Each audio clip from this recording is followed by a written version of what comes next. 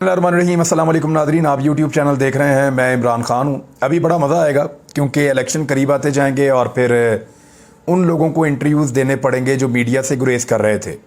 नवाज शरीफ को भी मीडिया में आना पड़ेगा, शहबाज शरीफ को भी आना पड़ेगा। मरीम नवाज़ ने तो अभी पहला इंटरव्यू दिया भी है सलीम साफ़ी साहब को, और लतीफ़ों का सिलसिला शुरू हो गया है। अब आपको बहुत सारे लतीफ़े मिलेंगे, बहुत अजीब अजीब चीज़ें मिलेंगी। बस आपको बर्दाश्त करना और अपनी हंसी को कंट्रोल करना है, क्योंकि जिस अंदाज में ये आपको लतीफ़े सुनाएंगे, जो चीज़ें आपको बताई जाएंगी इन इंटरव्यूज़ में, आप हैरान हो जाएंगे कि किस डिटाई से और किस तरीके से ये लोग गलत बयानी करते हैं।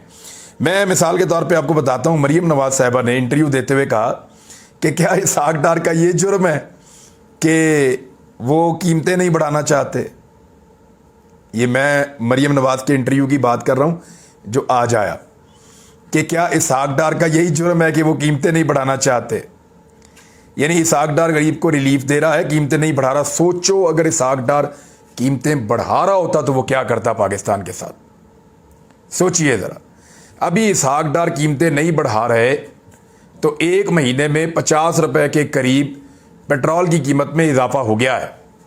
अभी वो कीमत नहीं बढ़ा रहे, 50 रुपए से ज़्यादा का इजाफा हो गया है। अभी इसहाक डार कीमत नहीं बढ़ा रहे, बिजली की कीमत 3 गुना हो गई है।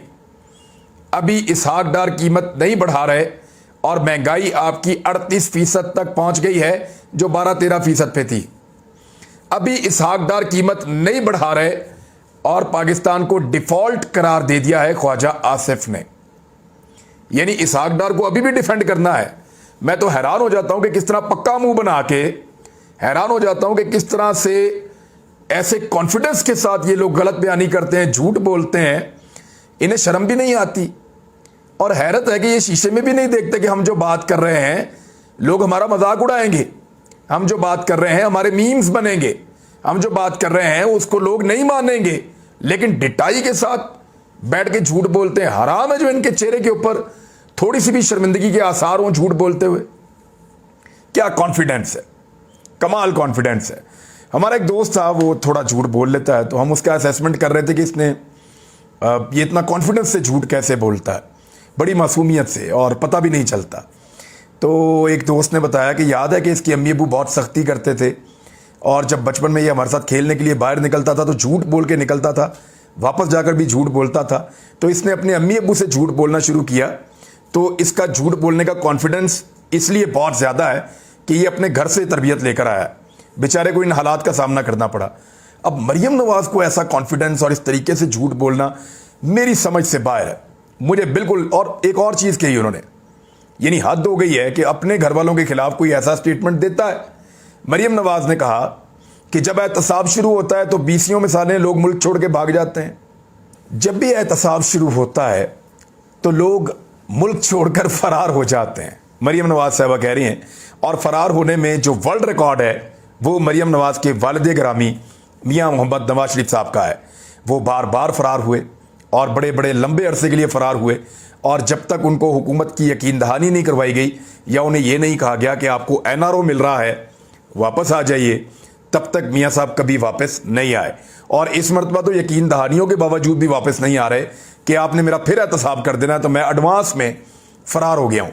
अब जो फ़रार होते हैं, मैं कुछ मिसालें मरीम नवाज़ के अपने ख़ानदान में से दे देता हूँ, उनके पास भी कुछ मिसालें हैं। पीपल्स पार्टी के लोगों का नाम वो ले सकती हैं, एस्टेब्लिशमेंट के रिटायर ऑफिसर्स का नाम वो ले सकती हैं कि जिनका एहतसाब होना था वो मुल्क से फ़रार हो गए और उन्होंने जवाब नहीं दिया।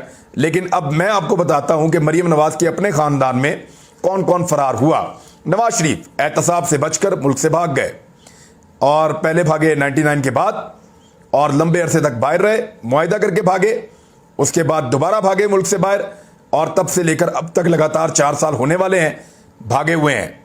इसके बाद इसहाक डार मियाँ नवाज शरीफ साहब के दौरे हुकूमत में, नून लीग के दौरे हुकूमत में ही भाग गए थे और लंबे अरसे तक भागे रहे। फिर जब उनको NRO मिला तो फिर वो एयरफोर्स के तैयारे में बैठकर वज़ीर आज़म के साथ पाकिस्तान वापस तशरीफ़ लाए। हमजा शहबाज बार बार फरार हो जाते हैं, अक्सर फरार हो जाते हैं। एक दौर ऐसा था कि हमजा शहबाज को गारंटी के तौर पे रखवा के सारा खानदान, पूरा टब्बर फरार हो गया था, लेकिन अभी हमजा शहबाज साहब भी पाकिस्तान में नहीं है। सलमान शहबाज, इसको फरार करवाया जनरल रिटायर कमर जावेद बाजवा ने, اور یہ خبر مسلم لیگ نون کے اپنے قریبی صحافیوں نے دی کہ جنرل باجوہ نے ٹکٹ تھمایا سلمان شہباز کے ہاتھ میں کہ دوڑ جا نہیں تو گرفتار ہو جائے گا کرپشن کے اندر، تو سلمان شہباز پاکستان سے نکل گیا۔ حسین نواز فرار، مریم نواز کا بھائی ہے۔ حسن نواز فرار، مریم نواز کا بھائی ہے۔ علی عمران شہباز شریف کا داماد ہے۔ یہ سارے فرار ہوئے ہیں پاکستان سے، اور بہت سارے ہیں لٹرم پٹرم، سارے بھاگ جاتے ہیں پاکستان سے۔ تو مریم نواز بالکل ٹھیک کہہ رہی ہیں کہ جب بھی پاکستان میں کسی کا احتساب شروع ہوتا ہے تو وہ پاکستان سے فرار ہو جاتا ہے۔ مریم نواز نے ایک اور بات کی، انہوں نے کہا جی کہ ایماندار ججز چاہیے، عمراندار ججز نہیں چاہیے۔ میں نے آپ کو پچھلے ویلاگ میں بتایا تھا جس آڈیو کو لے کر یہ کھیل کھیلا جا رہا ہے اس کے پیچھے مبینہ طور پہ، کیونکہ یہ ارشاد بھٹی صاحب نے بھی یہ سٹوری دی ہے، تو اس کے پیچھے اصل میں گیم ہے کیا، وہ گیم ہم نے آپ کے ساتھ شیئر کی تھی۔ لیکن عمراندار ججز نہیں چاہیے، نوازے ہوئے ججز چاہیے۔ وہ ججز چاہیے جن کے ساتھ شہباز شریف کی آڈیوز موجود ہیں، وہ ججز چاہیے جن کے ساتھ میٹنگز کی جا سکیں، وہ ججز چاہیے جن کو آڈیوز ویڈیوز دکھا کے بلیک میل کیا جا سکے، وہ ججز چاہیے جو شریف خاندان کی غلامی کریں اور ان کی ہر بات مانیں، وہ ججز چاہیے جو حمزہ شہباز اپنے گھر کے تہہ خانے میں موجود ہو اور اس کو بالکل بھلا چنگا ہو اور اس کو عدالت آئے بغیر جو ہے وہ ضمانت مل جائے، اور اسی عدالت میں عمران خان صاحب کو گولی لگنے کے باوجود یہ کہا جائے کہ جب تک آپ نہیں آئیں گے تب تک ضمانت نہیں ملے گی۔ تو مریم نواز کو اس طرح کے ججز چاہیے، اور یہ ججز کیا نوازے ہوئے ججز ہوں گے؟ یہ بھی ایک سوال پیدا ہوتا ہے۔ تو اب عدلیہ کے اوپر مریم نواز جو اٹیک کر رہی ہیں، میرے خیال میں عدلیہ کو اس پہ رسپونڈ کرنا چاہیے۔ عمران خان صاحب نے اس کا اشر اشیر بھی بات نہیں کیا تھا، لیکن کیونکہ پاکستان کی اسٹیبلشمنٹ کو عمران خان سے نفرت ہے یا وہ عمران خان کو پسند نہیں کرتی، اس لیے عمران خان کا کہا ہوا چھوٹا لفظ بھی بہت بڑا بنا کر مقدمات قائم کرواتی ہے اسٹیبلشمنٹ، جبکہ مریم نواز کے بہت بڑے بڑے الفاظ اور بہت بڑے بڑے دعوے جو ہیں، بہت بڑے بڑے الزامات جو ہیں، وہ اسٹیبلشمنٹ کی نظر میں کچھ بھی نہیں ہے، کیونکہ اسٹیبلشمنٹ کی اس وقت مریم نواز فیورٹ ہیں اور یہ پورا ٹبر اسٹیبلشمنٹ کی گود میں ہے، اور بوٹ پالش کر کر کے انہوں نے اسٹیبلشمنٹ کو خوش کر دیا ہے۔ جیل بھرو تحریک میں عمران خان صاحب کے بارے میں ایک پروپیگنڈا تو پہلے میں آپ کو بتا دوں، مختلف میڈیا چینلز پہ PMLN نے یہ خبر چلوائی کہ آپ یہ خبر چلائیں کہ بدھ والے دن سب سے پہلے عمران خان گرفتاری دے کر جیل بھرو تحریک کا آغاز کریں گے، اور یہ خبر ذرائع سے اس طرح چھاپی گئی کہ جیسے پاکستان تحریک انصاف نے یہ بات کی ہے، تو ایسا نہیں ہے۔ پاکستان تحریک انصاف کی پوری پارٹی نے اس بات کی مخالفت کی ہے، اور انہوں نے کہا کہ ورکرز گرفتاریاں دیں گے، کچھ لیڈرز گرفتاریاں دیں گے، لیکن عمران خان صاحب گرفتاری نہیں دیں گے، اور یہ اگر گرفتاری ہونی ہے تو یہ کسی مرحلے پہ جا کے جب بہت پیک پہ سچویشن ہوگی تو اس وقت یہ گرفتاری ہونی ہے۔ یہ بات پارٹی نے کہی ہے اور اس پہ کنسنسس ہے، لیکن یہ خبر جان بوجھ کر پھیلائی گئی تاکہ بعد میں جب عمران خان صاحب کی بدھ والے دن گرفتاری نہ ہو تو یہ سارے بغلیں بجائیں، رولا ڈالیں کہ دیکھو جی گرفتاری کا کہہ کر بھاگ گیا۔ خبریں جھوٹی ہیں، غلط چھپوائی گئی ہیں، پہلے ایک غلط خبر چھپوائی جاتی ہے، پھر اس خبر کے اوپر رد عمل دیا جاتا ہے۔ تو بہت سیانے ہیں، لیکن ان کے اب یہ پینترے پرانے ہو چکے ہیں، 90s کے پینترے ہیں، تو اب کافی حد تک پاکستانیوں کو اس بات کی سمجھ ہے۔ رانا ثناء اللہ نے اور حکومت پنجاب نے اپنے اپنے سٹیٹمنٹس جاری کر دیے ہیں۔ رانا ثناء اللہ نے کہا کہ جیل بھرو تحریک کا ایسا جواب دیں گے جو وہم و گمان میں بھی نہیں ہوگا۔ ایک تو رانا ثناء اللہ کا جیلوں سے کوئی تعلق نہیں ہے، وہ صرف وفاقی وزیر ہیں، 27 کلومیٹر کی ان کی حکومت ہے، وہاں پہ اگر کوئی جرم ہوتا ہے تو وہ اس کو گرفتار کر سکتے ہیں۔ پورے پاکستان کے اندر جو باقی نگران حکومتیں ہیں وہ ان کو ایسے اون کر رہے ہیں رانا ثناء اللہ جیسے ان کی اپنی غلام حکومتیں بیٹھی ہوئی ہیں، اور حقیقت لگتی بھی ایسی ہے۔ تو رانا ثناء اللہ کا کانفیڈنس بتا رہا ہے کہ صوبائی حکومتوں کے اوپر بھی ان کا پورا کنٹرول ہے۔ تو اب معاملہ یہ ہے کہ رانا ثناء اللہ کا کہنا ہے کہ ایسا جواب دیں گے جو وہم و گمان میں بھی نہیں ہوگا۔ عمرانی ٹولہ پچھلے 7 ماہ سے جدوجہد کر رہا ہے کہ ملک ڈیفالٹ کرے۔ خواجہ آصف نے تو اعلان کر دیا کہ ملک ڈیفالٹ ہے۔ خواجہ آصف نے کہا کہ ہم ایک ایسے ملک میں رہ رہے ہیں جو ڈیفالٹ ہو نہیں رہا، ڈیفالٹ ہو چکا ہے۔ یہ خواجہ آصف کا سٹیٹمنٹ ہے، وہ پاکستان کا وزیر دفاع ہے، اور پاکستان کا وزیر داخلہ کہہ رہا ہے کہ 7 ماہ سے جدوجہد عمران خان کر رہے ہیں کہ ملک ڈیفالٹ کرے۔ بھئی عمران خان کیسے ملک ڈیفالٹ کر سکتا ہے؟ حکومت میں ہوگا تو کرے گا نا۔ یہ واحد لیڈر ہے جو اپوزیشن کے اندر ہے، اس نے کوئی سڑک بند نہیں کی، اس نے کوئی دھرنا نہیں دیا، اس نے کسی قسم کی توڑ پھوڑ نہیں کی، اس نے ابھی تک کسی جگہ کے اوپر शटर डाउन हड़ताल की कॉल नहीं दी, कोई सिविल नाफरमानी की तहरीक नहीं चलाई, तो ये कैसे इकोनॉमी को खतरे में डाल सकता है, ये कैसे डिफॉल्ट करवा सकता है? ये एक्चुअली पीडीएम की हुकूमत का किया धरा है जो इस वक्त पाकिस्तानी भुगत रहे हैं। बहरहाल जो गवर्नमेंट ऑफ पंजाब है, निगरान हुकूमत, उन्होंने कहा कि जेल हुकाम को उन्होंने हदायत जारी कर दी हैं और मुशावरती इजलास हुआ और उसमें उन्होंने कहा कि रज़ाकाराना गिरफ्तारी देने वालों को गिरफ्तार ना करने का फैसला किया गया है और पीटीआई के कारकुन और रहनुमा कानून के खिलाफ गए तो गिरफ्तार किया जाएगा। हुकूमत ने मियाँ वाली और डीजी खान के जेल हुकाम को अलर्ट रहने की हदायत की क्योंकि वहाँ से बहुत बड़े एहतजाज सामने आने का खदशा जाहिर किया जा रहा है। ज़राए का कहना है कि सूबाई हुकूमत ने अमन व अमान की सूरत हाल को हर सूरत यकीनी बनाने की हदायत की है और उन्होंने कहा कि हम रज़ाकाराना तौर पे जो गिरफ्तारी देने आएंगे उनकी गिरफ्तारी नहीं करेंगे, लेकिन जो लोग कानून को हाथ में लेंगे उनको गिरफ्तार किया जाएगा। अब पाकिस्तान तहरीक इंसाफ की अपनी एक स्ट्रेटजी है, वो आने वाले वक्त में आपके सामने आ जाएगी। ख्वाजा आसिफ ने कहा कि मुल्क डिफॉल्ट कर चुका है। मुसद्दिक मलिक को मैदान में उतारा गया और क्योंकि ये दूसरे कैंप के आदमी हैं तो वो ये कह रहे हैं कि नहीं, ख्वाजा आसिफ से मैं इत्तफाक नहीं करता, मुल्क दिवालिया नहीं हुआ, अमीर और गरीब का मुल्क अलग कर दिया गया है।